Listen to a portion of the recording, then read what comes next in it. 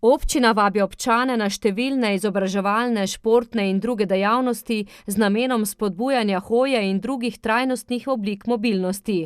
Zelo radi pešačimo, predvsem po prenovljenem glavnem trgu. Javnega prevoza se po pravici povedano ne poslužujemo veliko, uporabljamo pa kar precej tale GO/NM kolesa. Veliko hodam, tudi s planinci in lepo mi je. Absolutno je pomembno, da lokalna skupnost to spodbuja, predvsem je pa pomembno, da človek sam kaj naredi za to. No?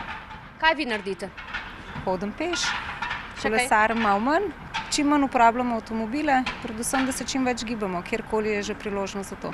To bi mogla bolj občina se še bolj angažirati, ne? Pa tudi posameznik, ker kolesarjenje, peš, avtobusi, tega premalo koristimo. Preveč smo razvajeni, kar zadeva prevozna sredstva, meni zadnji sogovornik.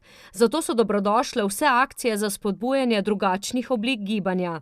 Cilji so zmanjšati število avtomobilov in povečati, se pravi, te individualne gibanja po mestu, se pravi s tem, da zmanjšamo število avtomobilov, ki so parkirani in tako dalje.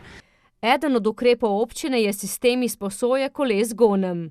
Letos pomladi smo bilo dodanih 45 novih električnih koles, zatem v novomeški občini najdemo tudi 10 polnilnic za električne avtomobile. Prav tako je tale urejanje površin, ki so namenjene predvsem pešcem in kolesarjem. Pri ljudeh je najtežje spremeniti miselnost, meni Trifkovič, ko se dotakneva število občanov, ki kolesarijo in pešačijo. Težko je iti iz cone udobja, ampak ko gremo iz cone udobja, je ponavadi najlepše. In tudi to pomeni, da včasih se je treba kljub oblačnemu vremenu odpraviti denimo na kolo ali pa peš. Šolarji bodo vsekakor še naprej organizirano pešačili v šolo v sklopu projekta Pešbus. Med Evropskim tednom mobilnosti pa pohodniško društvo pripravlja pohod za vse generacije po Novem mestu, medtem ko bodo starejši kolesarili s kolesi GONM.